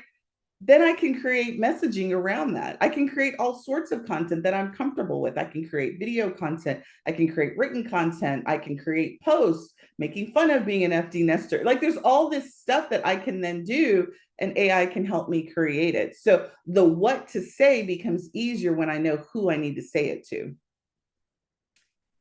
All right, follow the process and it will happen. All right, so I'm just looking for to see if anybody identified. All right, so Reese, she says new leads come from via referrals and sometimes social media. Awesome. All right, are you getting enough referrals? Do you have a referral system that continuously gets you referrals so that pipeline is always full? No, I don't. I need that. Okay, so if you want to rely on new leads as referrals, then you need to have a real strong referral strategy that is always getting referrals coming in, if that is going to be your main attraction system. And then the next step you said is discovery call, mainly looking to see if the client's budget is realistic. But are you just hopping on calls, everyone, or do you have something that is a qualifier before that? If they're referred to me, I do give them my link for my client intake form. Mm-hmm. So I go over that, but of course, sometimes I need clarification on something that they wrote. And so I will hop on a call more often than not with people. I feel like it's a personal thing. I understand that some people don't like calls. Like I will also ask, like, Oh no, I love calls, like because my packages, my trip packages are multiple thousand and they're required. So I was just asking, right, is the discovery call all that you do, or was there something before that? And you said yes. So you do have an intake form, and then after you review the intake, you schedule a call with them to go over the particulars and right. form them up. All right, perfect. Do you charge for your services? I have not been. Perfect. Are you Um, going to now? I do. I am. I need You to. Yes. That doesn't sound strong enough. That sounds Yes. very flaky, Reese. I look. I need to. I am. Let's do that I again. gotta get used Let's to do a it. do-over, Reese. Okay. Let's do it. Let's do a do-over. Do you charge for your services? Yes. Yes. All right. What's your number? What are you going to charge? I'm going with tiered. So for simple fit cruises, 70. I know you're gonna fuss at me, but 75 for up to 4 people. If we have like a group with like 10 plus people, that'll be 250. If it's like just like a family of 4 doing like an all inclusive, I said 175. Okay. That's a lot for you to remember. I want you to think I about your know. signature, your out of those 3 tiers, which is the one that you want to sell the most of. That becomes the one when somebody says, well, what does something like that cost? That's the one you start with. And that's the one that you're Okay. going to market and focus on. Okay. Okay. All right. Okay. All right. This is good. Good stuff. All right. Next person, Kat. I'm going to do this about 5 more minutes. We've got Kat. She's got mostly referrals. So, Kat, same thing for you. That with Reese is do you have a referral system in place? You've got an intro call, brief overview of their needs, what I offer them. Okay. Do you charge for your services? Follow up on every single referral. Yes, ma'am, on every single one. Say again, you what? Every single one, and about 3 months ago, I doubled it. Awesome. Lovely. Follow up. Do you have a referral strategy, like a way to get referrals into the business? I do when at the end when I'm like going on the best way you can thank me, if you enjoyed your trip, please pass this on to your friends, family, whatever. And then just share it. And I used to give referral bonuses, now I don't. Why? If they're happy, they're happy. If they're not, well then because I didn't do my job right. Okay. But I follow up on every single referral. I ask them to tell me if they told a friend so I know who they go with. Lovely. All right. Sounds good. So this process sounds like based on what you wrote, is absolutely a journey that you've got defined. One of the things I'd recommend is just tightening up the referral process. So it's sort of maybe it is already automated, but just make it easy for people to refer. Referrals should be asked not at the end of the trip, but after the first service. you should always be asking for referrals. Like, this is your main attraction mechanism.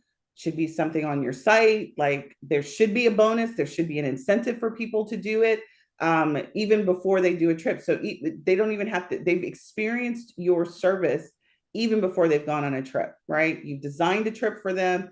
That in and of itself is what you're looking for referrals to do, is to get more opportunity to design trips.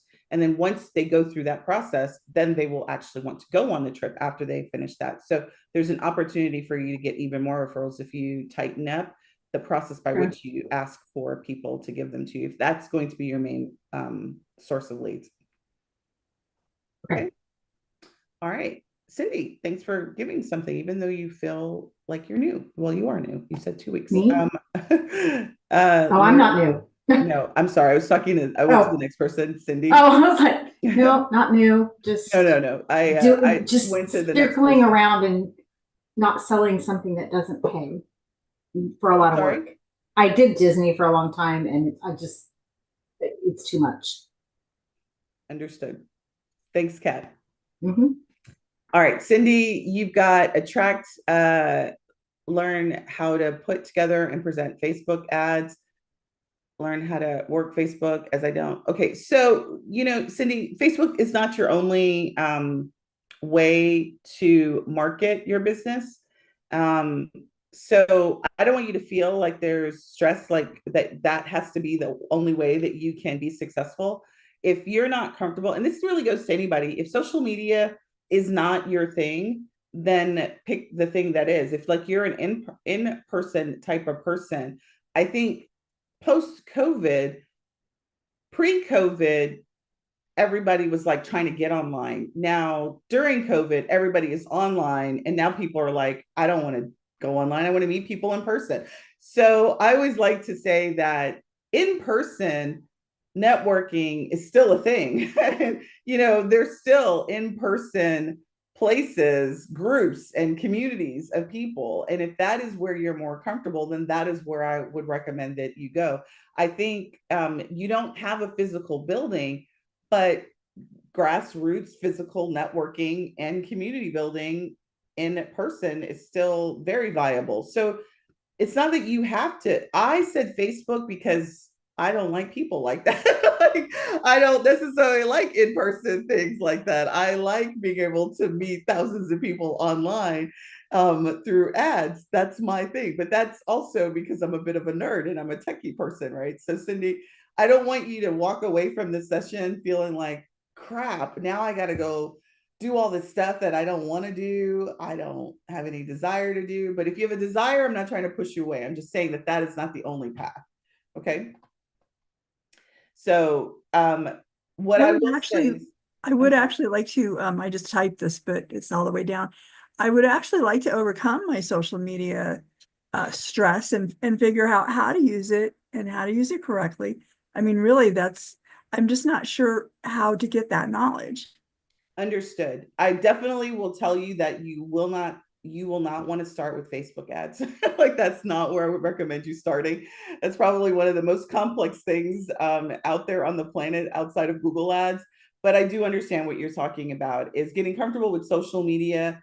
And it's really not social media, it's really content, creating content in a way that allows you to connect with people. That's what social media is really designed for. So we've got all these fancy terms for it, but that's really what social media is: creating content in a medium that allows people for you to shake their hand digitally.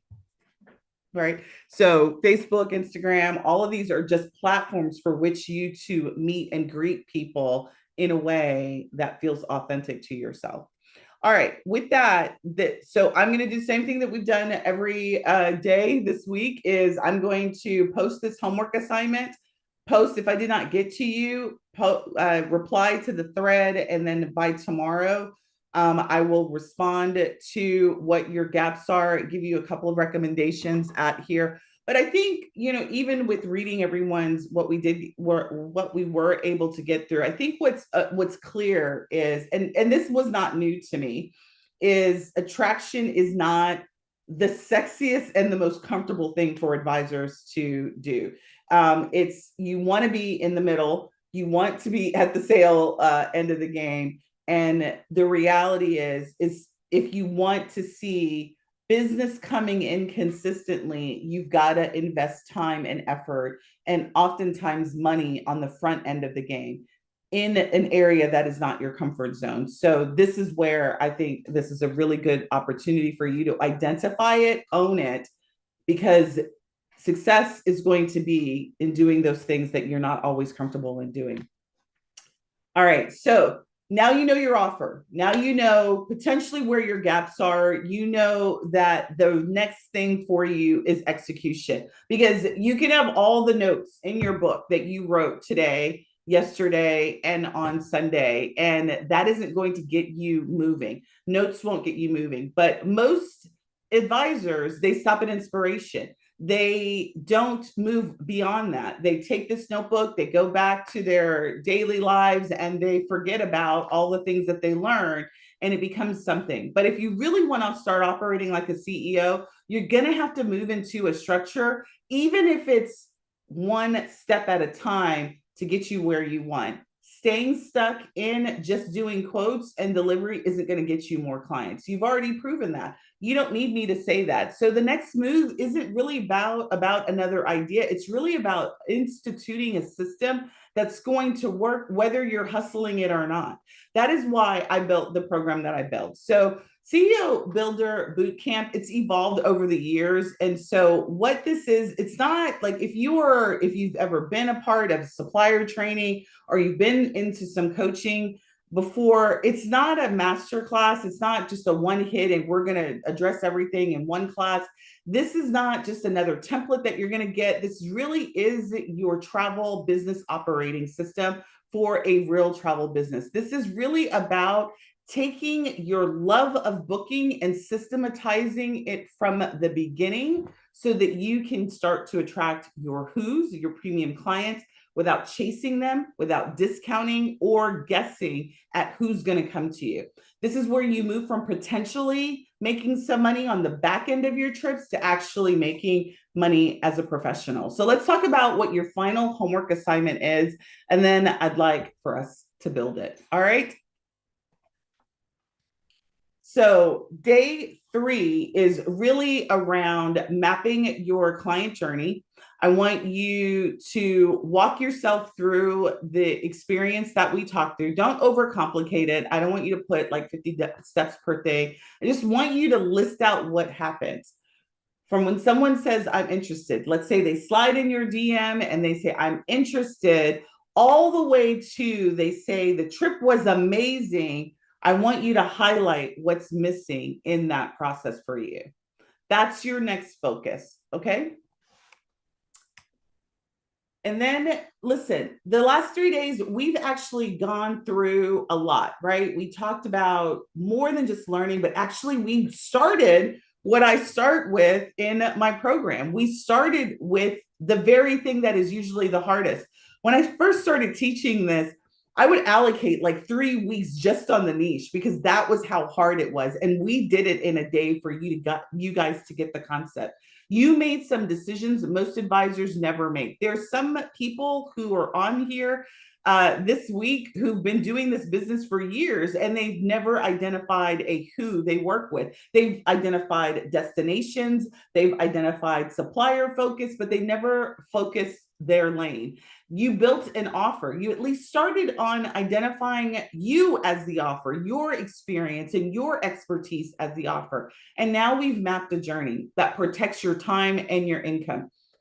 If anything, if the only thing that you all walk away from is the fact that you should not be giving away your time for free, that you should not be giving away your service, then I feel like we've done a really great thing. But you really have one decision left, and that's, are you really ready to build the structure? Some of you are not going to be ready, and that's going to be okay. But for those that are ready, what I want to do is you have a way to move forward without just hoping that you can figure all this out. I've shared this link before, so it's onlinetravelboss.com/CEO builder. That is going to outline the details of the program. I'm going to go over a little bit right now. And it's an 8-week program. We're going to start May 11th. That's a Sunday. That's actually Mother's Day. So we will not be meeting on Mother's Day because I am a mom as well. But we will be releasing the first week, and it goes 8 weeks. So over the last 3 days, you've done the work. Most travel advisors just start to attempt. You've made decisions about your niche, your offer, your client journey. Now, the only decision that you've got to make really is, are you ready to build, or do you want to just kind of stay where you're at?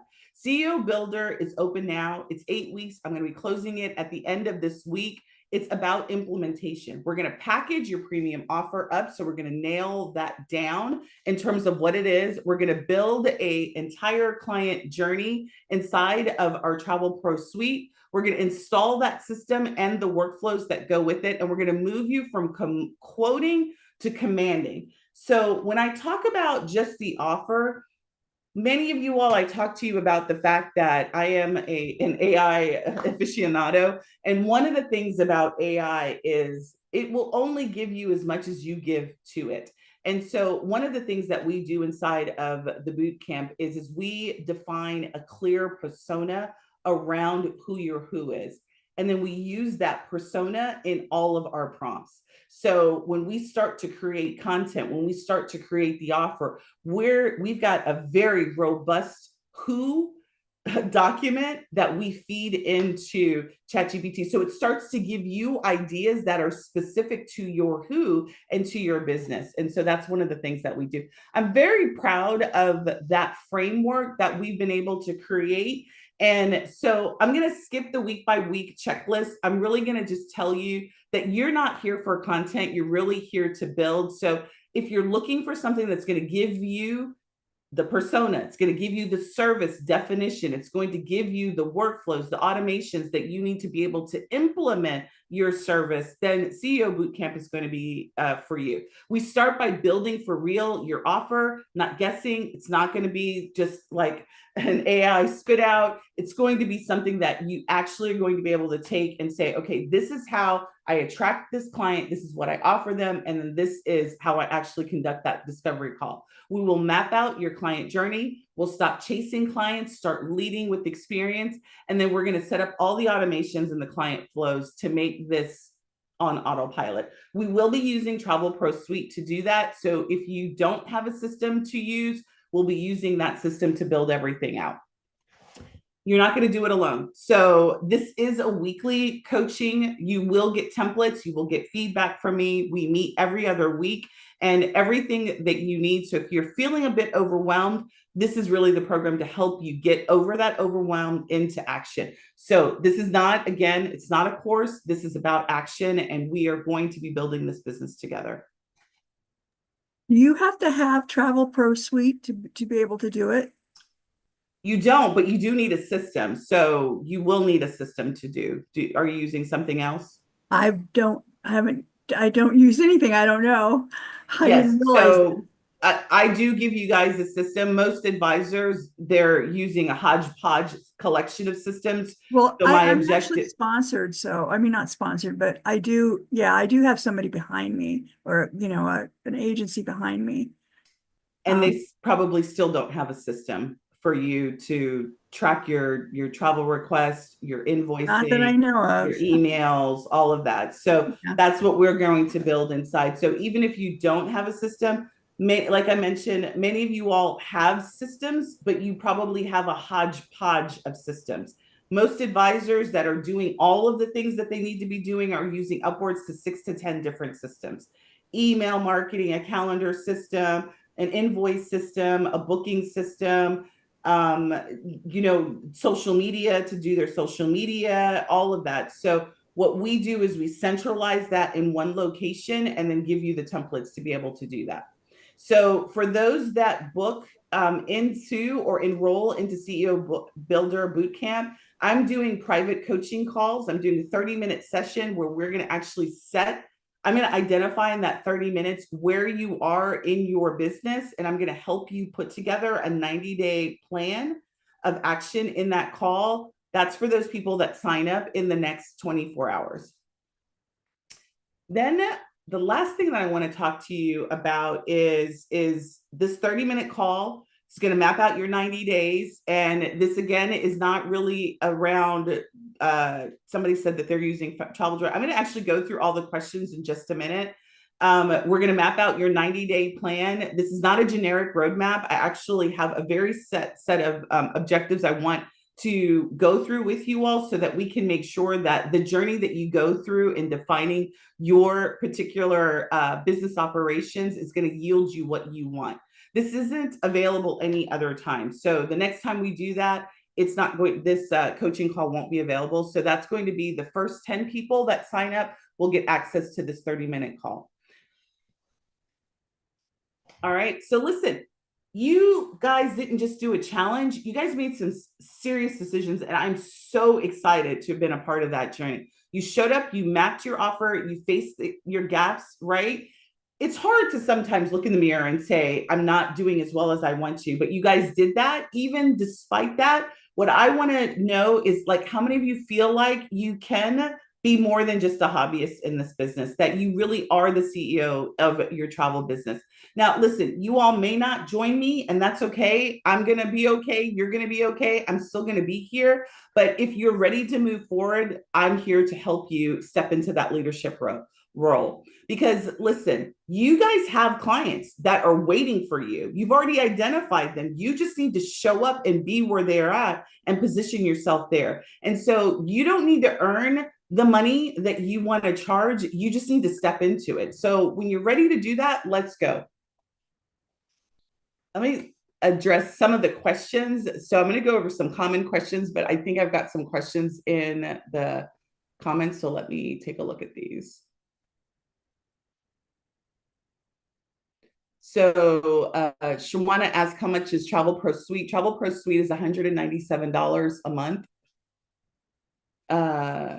Tina, every other week for 8 weeks. So 4 sessions. There's 4 live sessions. And then weekly, I drop new lessons and goals for the week. And so every other week, I come live for us to review where you are and how things are going. Shawana, you said you use Travel Joy, so I'm very familiar with Travel Joy. However, Travel Joy does not cover all of your operational needs. So if you decide to continue to use Travel Joy, you will be able to use Travel Joy, but I assume that you're doing email somewhere else. You've got some sort of calendar system somewhere else. Travel Joy, as I know, does not accurately automatically manage the request process really well. I created a process a couple of years ago to use Travel Joy. So you still need systems, even if you decide to continue with Travel Joy as your booking engine. Can you tell me more about Travel Pro Suite and some of the features? So Travel Pro Suite is an all-in-one system. There is no, so some people are familiar with Go High Level. It's also called GHL. So it handles calendar, pretty much every systematic thing that you need to do with software. GHL handles. What I've done is I've built on top of that workflows, automations, forms that are specific to the travel business owner. So our snapshot is specific to this industry. In addition to that, we've just deployed a credit card vault. So you can capture credit card numbers securely and use that as a part of your way together. So Turn is a CRM, but it's not a full CRM. It's another booking system. So it's like Travel Joy. It's just a different type of booking system. It doesn't manage the whole flow. So that's where we're different, is that we manage the entire business. Are there future dates that you will be offering? So Samantha, at this time, we don't have the future date that we will do. I'll reassess at the end of this 8 weeks. It's not likely that I will do this live. So if I do it again in the near future, I usually do this cohort 1 time a year, maybe 2 times a year. If I do it, it'll probably be evergreen, where you sign up and you'll do the whole 8 weeks at your own pace. All right. I don't know, Sharice, what you mean by Expedia Tap or Vax. What do you mean? Was there a question I missed there? I don't understand. All right. So just ask me what you mean there. How does Travel Pro apply to agency owners with independent? Yeah, so you can use, I do have some advisors who have independent. You are the agency. owner. So you would have an agency account. You would run your business there. If your ICs are truly independent, and they don't work underneath your agency name, then we have a host agency module where you would just have them submit their commissions, and it would all be tracked in our system, and then they would use their own. So it really depends on the kind of model that you are. I have some host agencies where they're actually subs, but they work underneath the agency name. So it really depends on how you do that. We do not have any trials or trial accounts. So if you do decide to do CEO Builder, I give you access to it for 6 months as a part of your enrollment, because we actually do the setup inside of that. Let me get some of these research fees. So absolutely. All right. Are you familiar with the CRM? I am familiar with Turn. Yes, I am. But it's lacking when it comes to marketing. Yes, it is. Carmenita, you are correct. Does my system, does Travel Pro Suite have a client portal? In the sense of the word client, it does, but I haven't released it yet because GHL is built for advisor. It's built for all different types of industries. And the client portal right now, in my mind, is not travel ready. So you can absolutely use it, but it's lacking some features that make it a true travel client portal. So I haven't released that feature yet. However, you can communicate to your through your clients. We have a community feature, so you could create your own community inside of the software too. So they work under my name. So Angel, they would be for you. And let me finish, Carmenita. So hopefully that answers your question. Angel, to your next question, they work under your business name, then they would just be staff underneath you, and they would just work underneath your brand, and you would give them staff access, and you can control the staff access to their own deals, their own clients, and none of that all of that can be secured. So you absolutely could do that. What do I think of Turn? Is it a complete system? No, it's not. It's a booking system. Turn and Travel Joy. I've not played with Turn as much as I played with Travel Joy, and I'm not here to bash any one system. Travel Joy and Turn are booking systems. They do booking. They manage the booking. So when somebody says yes to the booking, or yes to the proposal, then they manage that process. They don't do any of the attraction part really well. They don't do email marketing. They don't do social media management. They don't have calendar systems. Travel Joy, out of the two, has the payment piece, but the processing is all through them. So you don't control the money. They control the money. I mean, there's all these different features around Travel Joy. That was my choice recommended system when I first started coaching. And I was also an advisor that had Travel Joy plus an email marketing tool, plus a calendar tool and all of that. And so the idea is to centralize it, understand it, and then focus on what you really need to focus on, which is marketing. Can you actually book travel in Travel Pro Suite? Yes, you can. Yes. So when you say book travel, it would be very similar to the way that you do it in Travel Joy. Integrate with Wix. You don't need Wix with Travel Joy because we also have website hosting. But if you have a website, integration with any website is really links. And so, yes, we can integrate with your Wix site, but I would ask you, I always say this, when it comes to using a large system, take it in chunks. Like, don't try and do everything at once. So when in the CEO bootcamp, what we're going to do is we're going to do it in chunks. We're going to focus on the travel request process. We're going to focus on your client. We have 5 pillars that we focus on. We focus on those workflows. And then once you get those workflows established, then I say, if you want to get off of WordPress, GoDaddy, or whatever your website is, you can convert it inside of there. And then again, we can have all of that centralized. But in the interim, we can integrate with it. Yes. Travelify is another booking. So it started off as an itinerary builder.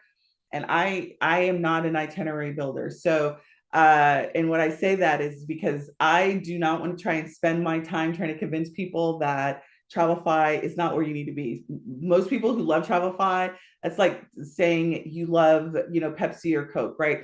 You either love it or you don't. And if you love it, I'm not trying to convince you to get off of it. But I would say is that if you do still love building your itineraries in Travelify, you can still do that and then build the itinerary, get the itinerary link, and then put it inside of Travel Pro Suite so that the full journey is managed inside of Travel Pro Suite.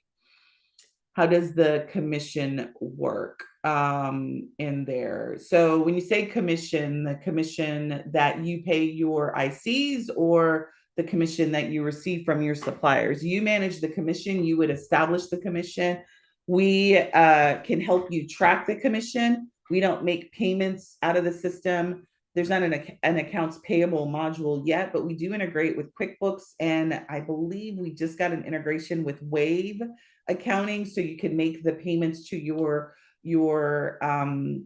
ICs through your accounting software. You could also treat your ICs as affiliates as well, and then we have a direct connection to pay affiliates through PayPal. So that's another way that you could do.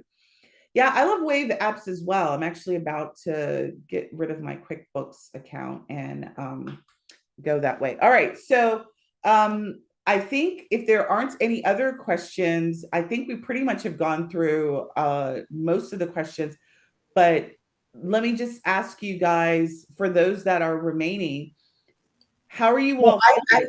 I had something in there in regards to how long we have access to the recording. The recording of this? Well, yeah, so you recorded the 3 sessions. How long will we have access to the 3 sessions recording? I usually leave those up for 7 days, so it'll be a week. 7 days. Okay, thank you. You are welcome. I'm sorry I missed your question. I thought I got them all. No, I'm sorry I missed it. All right. So I want to do this. Just want to do a quick poll. This is going to be completely private. So I just want to feel kind of where you guys are feeling right now. I'm going to launch it and no one can see the results but me. So just let me know kind of where you are. No pressure. This is private. And there's no wrong answer. It's just a way for me to check in and see how close you are in terms of what your next steps are.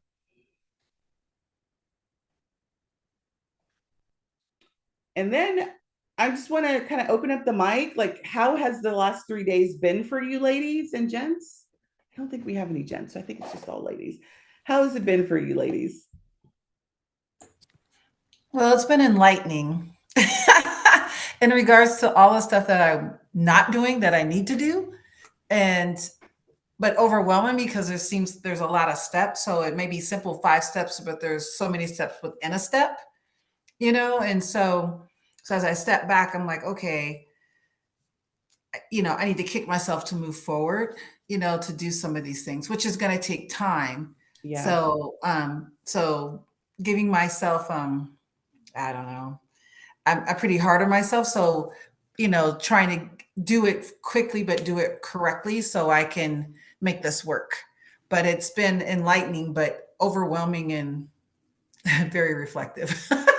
And unfortunately, with the amount of information that I always want to share, it sometimes can be overwhelming. But really, the biggest takeaway, Felicia, for you and for others, is that it's achievable, right? Once you know, it's my hope that at the conclusion of this, you feel like, okay, I'm drinking from a water hose. There was a lot of stuff that I know that I needed to do, but if done correctly, I can do it. Like, this is not like, hopefully I didn't reveal to you anything that you're like, this is rocket science and I don't even know how to spell the word science. Like, this is achievable stuff. Yeah, I think the aha moment is that these are things that I've done in my previous work. And it's like, okay, why didn't I apply it to my own company? You know what I mean? So I was just like, oh yeah, I remember doing that for my, so it's just, but then I also know the work it takes when you talk about creating journeys and looking at the different steps within the steps and, outlining it. So, that's time that you have to set aside to make it happen. And I think that's the part that, you struggle with because there's just so much going on, whether it's your other job and trying to do this. This is time, but it's worthwhile time. And so I think that's what I need to focus on and make sure it happens. Yeah, I understand that. And so it's, again, my hope and my purpose of these types of challenges is, one, to bring visibility to the problem, right? That you potentially didn't even know that you had. And to allow yourself, listen, this is what I know I need to do now. Here's the things that I want to focus on. And then you can give yourself a roadmap to achieve that. Tamika, I think you had your hand raised. I do. And this is a semi-random question, but you mentioned for groups that you do virtual meet and greets. Like what is that structure? Like, of course, introductions, but what format do you follow to make it valuable? So it depends on the group, but the format is always a Zoom call that I host, and then I have an agenda, and I go through that agenda, and I am a drinker, so I always tell them to bring cocktails, and I make Ooh, people come come off screen, and we go around and we meet each other. I mean, it's like a little happy hour and information session. okay. Thank you. Yeah. Like, I mean, this is the thing that you got to remember, right? This, like, who I am in the way that I coach, the way that I show up is who I am. Like, you're not going to get a different version of me when you work with me. This is what you're going to get. When you go on a trip with me, this is what you're going to get. Like, I'm very meticulous. I'm going to give you, like, 7 pages of an itinerary that we're going to go through, but I'm going to make it fun when we go through it. I'm going to tell And you I where do you need to appreciate be. that. So that is something that I would like to say, thank you. This has kept me engaged. And I have not been engaged in quite some time. So your delivery is really great, because I felt that you kept it real and I wasn't offended by anything you said. Well, I good. appreciate you. I Thank you. thank you, Tamika. Appreciate that. All right. I think Margot had her hand up, as I can Hi, see. Sunday. I'm so, oh, Hi, sorry. Sunday. Hi. This is Margot. Hey, Margot. How are you? I just wanted to tell you thank you. Oh, I've actually been with my travel company for 10 years, but I booked one trip in 10 years. oh, I focused on the other side, the recruiting. networking side. Yeah, you know what kind of company I'm with. You got me Recruiting. Yes. rethinking that as well. But I never have a problem getting people, getting clients. It's kind of the family curse. I go out, I meet 15, 20 people a day. They give me their number. And I always ask the same question in the next 6 to 12 months. Do you know anybody who wants to travel? Yeah. People tell me. But I had a problem getting from A to B. Perfect example, 41 people called me last year, 41 proposals, no charge, nobody booked. Mm. What How I've did you l- feel after that? so I kind of backed away from it. Yeah. Um, After 41 proposals, I'm sure you did. Right. And Yeah. so here in the last couple of months, I just kind of made a decision. I actually stumbled across you on YouTube one night when I couldn't sleep. And I just kind of made a decision that if I'm going to do this, I'm going to do this for real. Because I've been in the trainings for over 10 years. I kind of know what I'm supposed to be doing, just didn't really kick it into gear. After being on this program with you for the last 3 days, I actually got a call from a gentleman. Make a long story short, yes, I charged him a planning fee. I went from $0 to $75. I know 250 is where I'm Started. supposed to Hey, be, but I'm never going to shade I the went game, from zero right? to 75. And so we're almost done booking his trip, 5 people to the Virgin Islands, St. Thomas. Um, in that, I was constantly asking, who do you know? Who do you know? Who do you know? And so I'm also booking a trip for his wife and a group of her friends when they get back from St. Thomas to go to Arizona. That's 7 people. And another lady just called me from her group and she wants a trip. I would not have been able to move to this degree had I not been on your trainings. So thank you, thank you, thank you. Well, that just puts a stupid grin on my face. So congratulations to all of that. And this is why I do it. So Yeah, I have uh, one more, but I haven't finished with it yet. yeah, I've been talking to my church about it for about 3 years, and I finally got my nerve up to talk to my pastor. And in just since last night, I've actually started to plan out and build this proposal. It's called Worship on the Water. My church has 35,000 people, and we're going to see if we can't totally book a cruise, book it out, all the Book it out. cabins Yeah. for this particular trip, and we're just going to have worship on the water. Love it. I love it. I love the name too. I love the name. You gave me the courage to put the little pieces together and move forward. So thank you very much. Keep doing You what are you're so doing. welcome, God bless Margot. you. And this is a perfect example of content, right? YouTube is an evergreen type of content builder. And so I was deadly afraid of doing videos when I first started 7 years ago. And so, your story, like that's the reason I do it. So I'm just so very excited for you and congratulations. Thank you. You're welcome. Keep you posted. Thank you for sharing. All right. Like I'm such a crier. Like, oh, that's awesome. All right. Did I get everybody's questions? Any other questions that you guys want to go through before we leave? Hi, Sunday. But I just want to say thank you so much, Sunday. You've gotten my emails and you've responded, and I just appreciate it. As I'm newbie here, I'm a teacher in Hong Kong, and I want to. Oh, you're cutting out, whoever that was. I think that was Sharice talking. I wasn't sure. Oh, what happened now? Are you there? Is that you, Sharice? Hello, can you hear me? Yeah, Sunday? I can hear you now. Yeah, that's me. Oh, I want to say thank you so much. You've gotten my emails. You've always responded to me, and you've really inspired me to start. I'm a newbie. I'm a teacher in Hong Kong, but I want to transition. And, watching your videos and everything, you really inspire me to give this a try. And I just thank you for all you do. And this training has really helped me to put things into perspective. And I look forward to moving forward, with my business. And I just thank you for everything. You are so welcome. Thank you for sharing. I appreciate that. You're welcome.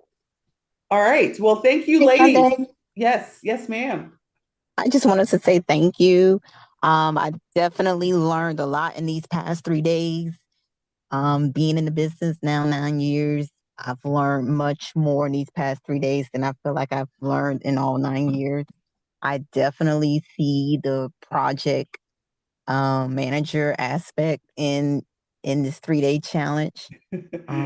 You've really just opened my mind to so many things that I had not considered, things that I know I need to get done, but I haven't for a variety of reasons. So it's been overwhelming. It's been a lot of all of the words that most of the individuals have referenced in the past minutes.